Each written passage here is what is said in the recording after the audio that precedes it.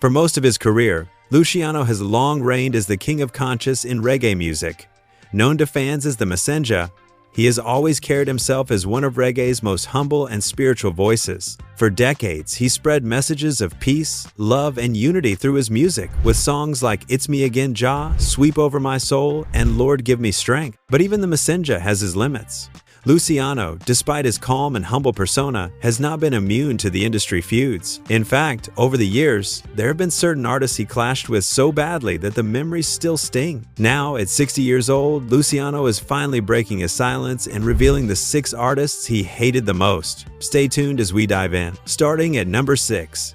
Sizzla. Miguel Orlando Collins, better known as Sizzla Kalonji, is one of reggae's most fiery and prolific voices. With more than 50 albums released, Sizzla built a reputation for being bold, outspoken, and never afraid to ruffle feathers. Back in the mid-1990s, Sizzla's career took off when he teamed up with legendary producer Philip "Faddis" Burrell at the Exterminator label. That was the same label where Luciano was already making waves with songs like Where There Is Life and It's Me Again Jah. At first, it looked like a dream team. Both Luciano and Sizzla sang about Rastafari, African pride, and spiritual upliftment.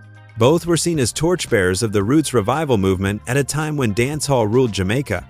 Fans expected them to stand united, pushing reggae's conscious message side by side. But unity never came. By the early 2000s, cracks started to show. Luciano was known for his soulful, respectful style, always positive, always about peace and upliftment. Sizzla, on the other hand, had a completely different energy. His voice was sharp, his delivery fiery, and his lyrics often raw and controversial. Where Luciano preferred to spread his message with love, Sizzla blasted his with anger and fire. The breaking point came when Luciano heard some of Sizzla's songs that, in his eyes, crossed the line. He felt the language was profane and went against the spiritual image Exterminator had built. In one interview, Luciano even shared how he confronted Sizzla directly after hearing one of his early songs. He recalled saying, "Me breda, if you get a humble thought, why you have get wrath so?"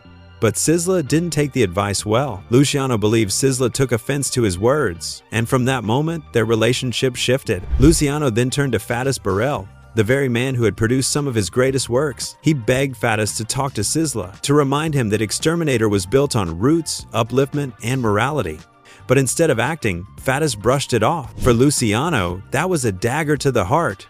Here was the producer he trusted, dismissing his concerns and siding with Sizzla's rebellious energy. It wasn't just about the music anymore. Luciano felt betrayed, ignored, and forced into a corner. By 1999, Luciano had made his choice. He walked away from Exterminator, a move he later said was the only way to protect his sanity and stay true to his morals. Looking back, Luciano reflected on his time with Exterminator, noting that he never truly wanted to part ways with them. But just like that, two men who should have been brothers in music became rivals not through direct war, but through deep differences in values and vision. That fallout remains one of the most surprising chapters in Luciano's story. Next on Luciano's list is a name not as globally famous as Sizzla, but very significant in reggae circles, Jesse Jenda. Coming out of Clarendon, dreadlocks flowing and voice militant, Jesse carried himself like a true soldier of Rasta. His songs weren't mainstream chart toppers, but within the Rastafarian community, tracks like Mark of the Beast, Reparation, and Leonard Howell earned him respect as a voice for African consciousness. He was also a man of bold actions.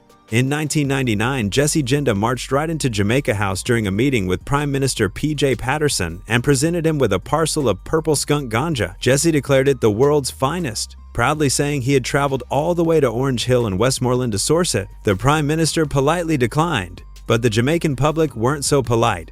Many accused Jesse of being out of order, disrespectful, and even embarrassing the country. That was Jesse Jenda in a nutshell: bold, outspoken, and not afraid to challenge anyone. It was that same energy that caused serious friction with Luciano. Both men were part of Philip "Faddis" Burrell's Exterminator camp in the 90s, alongside Sizzla. At first, Luciano thought Jesse came as a good brother, but soon he felt Jesse had ulterior motives. In one interview, Luciano even remembered the first time they met. When Jesse Jenda came into Exterminator, he was wearing jerry curls, dressing like an Italian mafia man. That's how he looked. Luciano felt Jesse was putting on an image that didn't align with Rasta principles, and worse, that Jesse was whispering in Sizzla's ears, fueling the already tense relationship between the two singers. The betrayal cut even deeper when Jesse began publicly criticizing Luciano. He dismissed him as no true messenger, only a singer for the churches of Babylon. Those words hit hard. Luciano's entire identity was built on being the messenger, a man of purity, spreading spiritual truth through his music. To have someone from his own camp question that, and in public, was a wound that never healed. Until Jesse's passing in August 2023, after a long battle with a brain tumor, the tension between him and Luciano remained bitter. Number 4. Stonebwoy. Now this one might shock a lot of fans, because it wasn't an old-school reggae peer that Luciano clashed with, it was a modern African superstar. Born Livingstone Etse Setekla, Stonebwoy rose from a shaman Ghana to become one of Africa's biggest reggae and dancehall artists. With hits like Run Go Tomorrow and Nominate featuring Carrie Hilson, he built a massive following across Africa and beyond. His ability to fuse Ghanaian rhythms with reggae and dancehall made him an international sensation, earning collaborations with global acts and even a Grammy nomination. You'd think Luciano would celebrate a fellow artist carrying reggae to Africa, especially given his Pan-African beliefs. But instead, Luciano made headlines in May 2025 when he openly criticized Stonebwoy's music. Speaking in Jamaican patois, Luciano said, Luciano expressed his frustration with the way some African artists were approaching reggae and dancehall, feeling that they were imitating Jamaican music in the wrong way. He singled out Stonebwoy, a Ghanaian artist, questioning the meaning and direction behind his music, and suggested that only God truly understood what he was trying to convey. In other words, Luciano was saying Stonebwoy's patois was fake, his lyrics incoherent, and his attempt at reggae inauthentic. The comments caused an uproar in Ghana. Fans of Stonebwoy and even rival dancehall artist Shatta Whale jumped into the debate. Some defended Luciano, saying reggae has roots in Jamaica and must be preserved in its pure form. Others felt Luciano was being unfair, dismissive, and disrespectful to African artists, who were simply building their own version of the sound. For Luciano, it wasn't just about hating Stonebwoy as a person, it was about what he saw as a distortion of reggae, a music he has dedicated his life to keeping pure. But for Stonebwoy's fans, it felt like a slap in the face from a Jamaican legend they admired. He's one of the most respected music industry professionals Jamaica has ever produced. With over 3 decades in the business, Lloyd has helped shape reggae's global reach, working across management, publishing, and legal matters for countless artists. But even a man with his kind of reputation has found himself at the center of controversy. One of the biggest came in the early 2000s, and it involved none other than reggae legend Luciano. Now, Luciano, often called the Messenjah, is known worldwide for his uplifting songs and spiritual messages. But in 2001, he admitted to making what he described as one of the worst mistakes of his career. That year, Luciano signed what he later claimed was a 4-album contract with VP Records, one of the biggest reggae labels in the world. At first, it seemed like a golden opportunity, but soon after, Luciano began to regret it. He said the terms of the deal weren't clear and that the real details were buried deep in the fine print. And here's where Lloyd Stanbury's name entered the story. Luciano explained in interviews that because Lloyd was a Rasta like him, he automatically trusted him. He said, "True them send Mr. Lloyd Stanbury as a Rasta, me drop me guard. I didn't read the fine print, I just signed." Luciano's regret was heavy. He even admitted that he should have brought his own lawyer to review the contract, but instead, he trusted what he thought was good faith from another Rasta. To him, this trust ended in disappointment. But from Lloyd Stanbury's side, the story was completely different. In an exclusive interview, Lloyd said he had nothing to do with the contract itself. According to him, VP Records simply sent Luciano to his office to sign the document because, at the time, VP didn't even have an office in Jamaica. He explained clearly, he did not draft the contract and he did not represent Luciano or VP Records. He simply provided his office as a location for the signing and passed the signed contract back to VP. For years, Luciano carried the impression that Lloyd had tricked him or failed to guide him properly. Lloyd, on the other hand, strongly denied those claims and even demanded an apology, saying Luciano's version of events damaged his name unfairly. Finally, in November 2023, after more than 2 decades of tension, Luciano issued a public apology to Lloyd Stanbury. He admitted that he had misread the situation and misjudged Stanbury's role. Luciano accepted that the mistake was his. He should have properly reviewed the contract and sought independent legal advice instead of relying on trust. Even with the apology, though, things still aren't completely smooth between the two. There's respect, but also a sense that the misunderstanding left a permanent scar. Number 2. Popcan. When it comes to reggae and dancehall, the older generation and the younger generation don't always see eye to eye. One of the best examples of that clash came in 2017, when reggae veteran Luciano and dancehall star Popcan found themselves in the middle of a very public disagreement. Now Popcan, born Andre Hugh Sutherland, is one of the biggest names in dancehall, with hits like Only Man She Want, Everything Nice, and Family. He has carved out a global fan base and earned respect as one of the leading voices of his generation. But with fame and popularity often comes controversy. In August 2017, Luciano, known worldwide as the Messenjah for his deeply spiritual music, was performing at a show in the United Kingdom.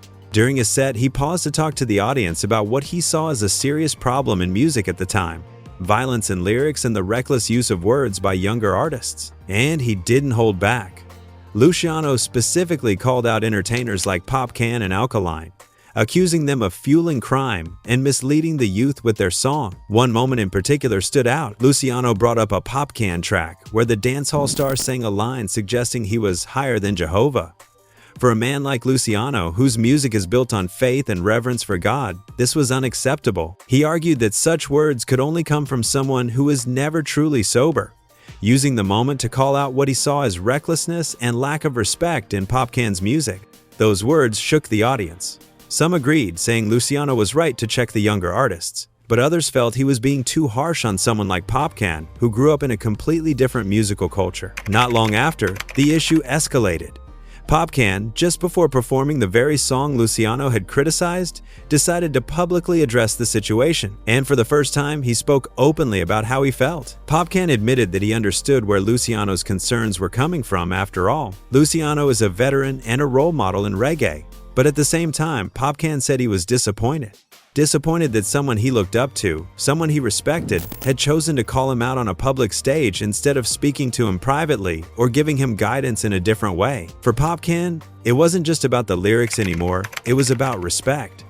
When the Weekend star later followed up with Luciano about Popcan's response, Luciano stood firm. He explained that he never intended to disrespect or belittle Popcan, but in his eyes, what Popcan did was done in the open, so it needed to be addressed openly. Even with the explanation, the two never really patched things up. To this day, that clash left a mark, showing just how deep the generational rift runs between reggae's messengers and dancehall's rising stars. Number 1. Bounty Killer, one of the most feared and respected dancehall artists of the 1990s. Known as the Warlord, Bounty Killer was raw, aggressive, and unapologetic. His lyrics were heavy with gun talk, street violence, and hardcore ghetto anthems. To many fans, that's what made him exciting. But to cultural reggae artists like Luciano and Garnett Silk, it was the complete opposite of what reggae was meant to represent. The breaking point came around the release of Bounty Killer's album Jamaica's Most Wanted. The project was packed with songs that glorified violence, and for conscious singers like Luciano, that was crossing a line. Together with Garnett Silk, Luciano took a strong stand. They refused to perform on the same stage as Bounty Killer. For Luciano, it wasn't about ego or competition, it was about principle. His mission was to spread positive vibrations, sing about Rastafari, peace, love, and upliftment. To him, standing next to someone promoting gun lyrics would make him a hypocrite. He made it clear, reggae was supposed to heal, not to fuel destruction. This did not sit well with Bounty Killer. He was never the type to back down from confrontation. Known for his sharp tongue and quick temper, Bounty fired back in interviews and on stage, mocking conscious singers as weak and too soft for the streets. He argued that he was only reflecting the reality of Jamaica's ghettos, where violence was an everyday part of life. The clash between these two giants created a real divide in Jamaican music. On one side, you had the cultural roots artists led by Luciano and Garnett Silk, preaching messages of hope and spirituality. On the other, you had the hardcore dancehall crew led by Bounty Killer, who gave voice to the struggles and rage of the inner city. Fans were split right down the middle, and make no mistake, this wasn't some friendly disagreement. For years, Luciano and Bounty Killer would not see eye to eye. Luciano held firm that he would never share a stage with Bounty Killer, and Bounty made sure everyone knew he didn't care. To this day, there's still tension in how these two legacies are remembered, one rooted in upliftment, the other in confrontation. At the end of it all, what remains is bad blood. While both men went on to carve legendary paths in reggae and dancehall, the clash between Luciano and Bounty Killer remains one of the most powerful reminders of the deep cultural divide in Jamaican music. And there you have it, the 7 artists Luciano hated the most. Let us know your thoughts in the comment section below. Don't forget to subscribe to this channel for more videos like this, and make sure to like and share so other reggae fans can join the conversation.